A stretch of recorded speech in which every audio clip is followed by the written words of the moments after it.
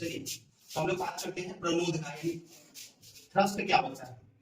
देखिए प्रणोद यानी थ्रस्ट होता है एक लंबवत बल। अगर किसी सतह पर 90 डिग्री में फोर्स लग रहा है, 90 डिग्री पे जो 90 डिग्री में प्रेशर लग रहा है, ऐसे ही बोल सकते हैं, बल बोलिए चाहे या लंबवत दाब बोलिए, उसको हम क्या कहते हैं, प्रणोद बोलते हैं। हर एक दाब को प्रणोद नहीं बोल सकते, मतलब हर एक दाब को, हर एक प्रेशर को थ्रस्ट नहीं बोल सकते। वही प्रेशर जो 90 डिग्री पे लगेगा उसको हम थ्रस्ट बोलेंगे। जैसे यहाँ देखिए एग्जांपल, ये सतह हम देखिए, ये जो प्रेशर है वो कितने डिग्री पर लग रहा है, 90 डिग्री। तो ये 90 डिग्री पे लगा है इसलिए ये थ्रस्ट है, लेकिन ये 90 डिग्री पे नहीं लग रहा है तो ये थ्रस्ट नहीं है। चलिए सिंपल भाषा में 90 डिग्री पे लगने वाला प्रेशर उसको हम थ्रस्ट बोलेंगे। बायोन फोर्स किसको बोलते हैं, जैसे बायोन फोर्स अगर समझ आ जाएगा तो हमको बायोन्सी भी समझ आ जाएगा। जैसे यहाँ बायोन्सी का कॉन्सेप्ट है, बायोन फोर्स, इसके नाम में ही फोर्स है। तो बायोन फोर्स उस फोर्स को कहते हैं जो गुरुत्वाकर्षण बल के ठीक विरोध करता है, गुरुत्वाकर्षण बल के ठीक उल्टा दिशा में लगता है, उसको हम क्या कहते हैं, बायोन फोर्स कहते हैं। अब आपके दिमाग में ये बात आता होगा कि सर गुरुत्वाकर्षण बल का विरोध तो नॉर्मल बल करता है, जैसे हम सतह पे रहते हैं तो गुरुत्वाकर्षण नीचे लगता है तो नॉर्मल फोर्स ऊपर लगता है। लेकिन कंडीशन थोड़ा समझिए, यहाँ नॉर्मल नहीं है। जब हम अगर हम बात करते हैं बायोन्सी यानी बायोन फोर्स का बात हम तभी कर सकते हैं जब कोई वस्तु हम द्रव में डुबाएं, किसी भी लिक्विड में डुबाएंगे तो वो ऊपर की तरफ एक फोर्स लगेगा।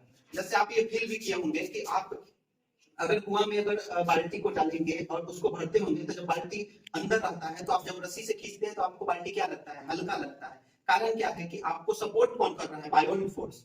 बायोन फोर्स नीचे से कहां लग रहा है, ऊपर की तरफ लग रहा है। बायोन फोर्स ऊपर लगता है, गुरुत्वाकर्षण बल कहां लगता है, नीचे। यानी बायोन्सी जो होता है वो गुरुत्वाकर्षण का विरोध करता है। तो जब कोई वस्तु को द्रव में डुबाया जाता है, या आंशिक डुबाइए या पूर्णतः डुबाइए, ठीक है, तो गुरुत्वाकर्षण बल के विरोध में लगा गया बल जो होता है वही क्या है, उत्प्लावन बल है। उसी को हम बायोन फोर्स कहते हैं, उत्प्लावन बल, जो गुरुत्वाकर्षण बल के ठीक उल्टा डायरेक्शन में, यानी गुरुत्वाकर्षण नीचे तो बायोन फोर्स का ऊपर। कंडीशन क्या, जब हम इसको द्रव में डुबाएंगे तब किसी वस्तु को। क्लियर हुआ।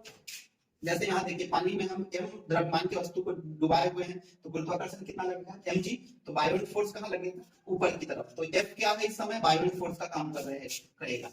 अब यहाँ पे आर्किमिडीज का सिद्धांत हम क्या कहता है, आर्किमिडीज का सिद्धांत है, सिंपल शब्दों में अगर हम बात करें तो हम किसी वस्तु को द्रव में डुबाते हैं तो हमको लगता है कैसा, हल्का हल्का लगता है। तो वो जितना भार में कमी होता है, रियल भार तो महसूस नहीं होता है, वो उसका भार कम लगता है। तो कितना भार कमा, ठीक है, तो वो जो भार में कमी है वो हटाए गए द्रव के बराबर होता है। यानी सिंपल शब्दों में बोले तो कोई वस्तु पानी की सतह पर तभी तक रुकेगा जब वो अपने भार से ज्यादा पानी को हटाएगा वहां से।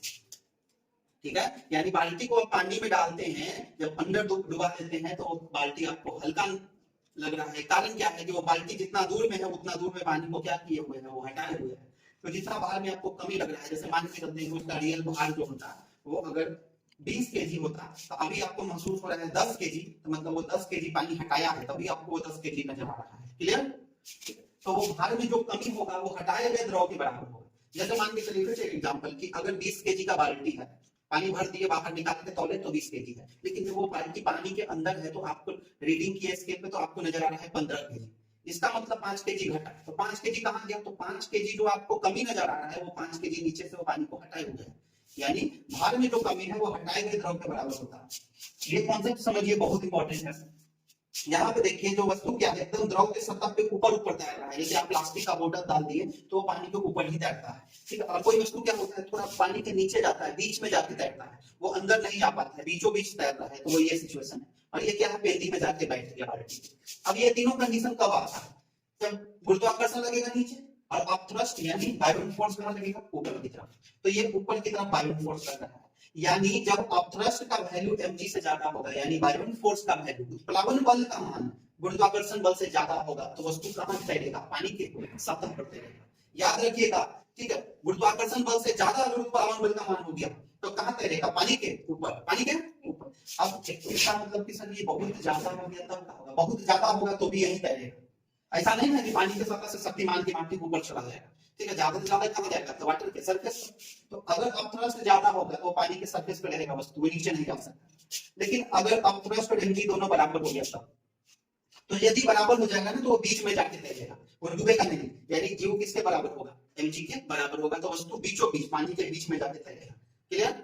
जैसे आप देखते हैं केला वगैरह का जो हम डालते हैं वो क्या होता है, डूब जाता है अंशतः, मतलब आधा डूब जाता है, आधा कहाँ रहता है ऊपर। तो उस सिचुएशन को हम बोल सकते हैं अब थ्रस्ट किसके बराबर है, mg के बराबर। या कोई ऐसा चीज भी आप देखो कि वो नीचे जाके ऐसा एक्सपीरियंस किया होगा कि नीचे गया लेकिन वो पेंदी में नहीं गया, बीचों बीच है, तो उस सिचुएशन में अब थ्रस्ट किसके बराबर होता है, mg के, यानी उत्प्लावन बल गुरुत्वाकर्षण बल के बराबर होगा, तब ये बीच में जाके तैरेगा। लेकिन बाबू गुरुत्वाकर्षण बल इतना ज्यादा हो गया, मतलब कोई चीज इतना भारी हो गया कि उस पर अब थ्रस्ट काम ही नहीं कर रहा है, तो वो क्या हो जाएगा, वो नीचे डूब जाएगा। जैसे अगर लोहा वगैरह का चीज अगर हम डाल दिए पानी में, तो वो कहाँ चला जाएगा, सीधे पेंदी में जाके बैठ जाएगा।